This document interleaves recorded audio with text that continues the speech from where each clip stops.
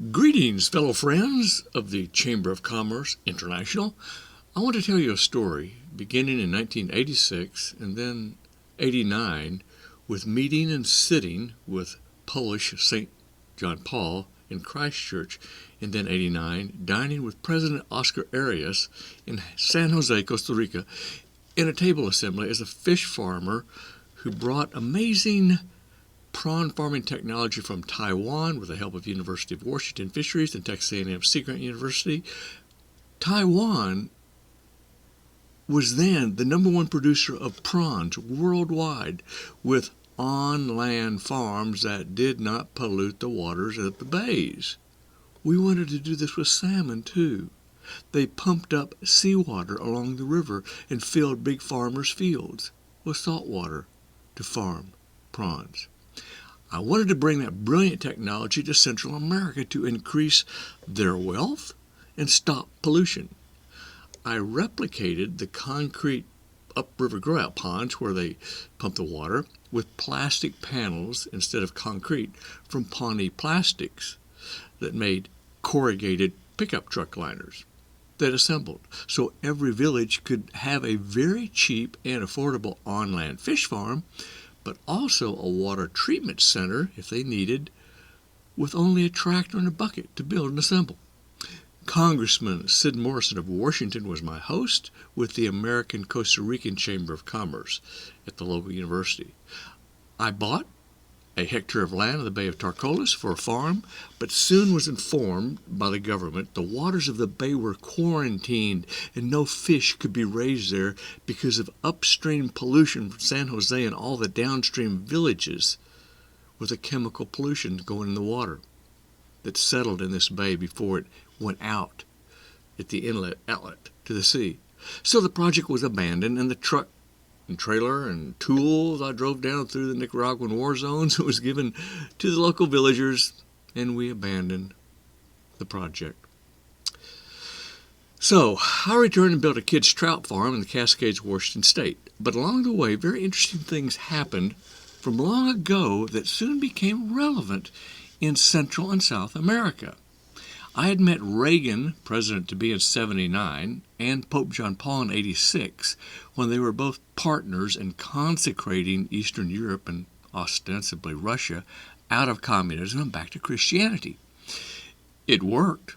Well, for native Poland, it certainly did, and somewhat for Russia. But after spending an afternoon with the Pope in the hills of New Zealand, sitting 2 on 2, I was sent a decade later on a mystical journey by him, I think, from recalling that Fatima event we witnessed together. This journey took me again across Europe, I think for the third or fourth time, and then back to South America, northern South America, Venezuela, Ecuador, and Colombia, with 3 presidential families as my host. So I'm presenting to you 2 books.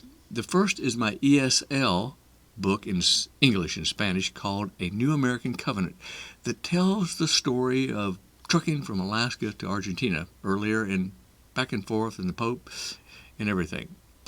And now a new book, 2020, A New American Covenant.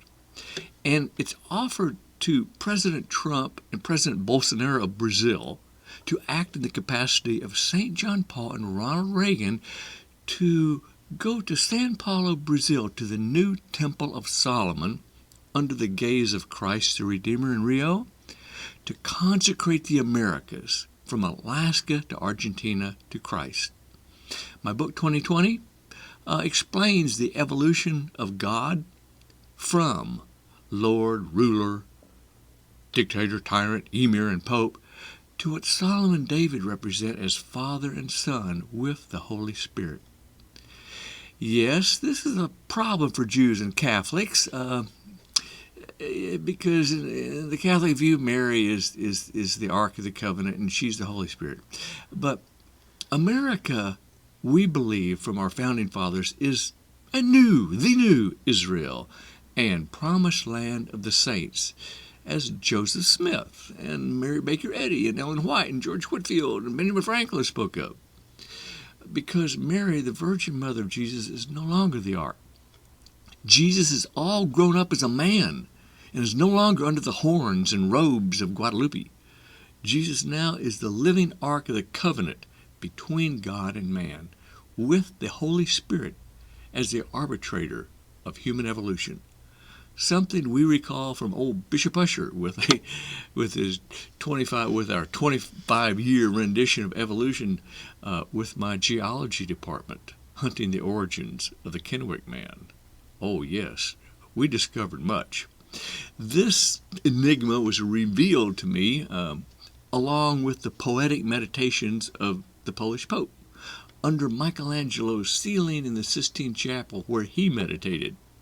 I could never have received or understood these things if I had not been invited by a senator's secretary to walk a mile and wait in a field beside a little church up in the hills of Christchurch, where the Pope and his bishop buddy came to stop after escaping for a day from Auckland's crowds, just to drive around the beautiful sheep-covered hillsides and stand for an hour as we sat at their feet and give a wonderful, wonderful talk. So this mystery of the Fatima event that materialized during his conversation overhead, yes, was shared in a memorandum with the Archbishop of Ecuador, only months later in Quito in 87, who, as it were, I would go 2 decades later to be consecrated for baptism with. Wow.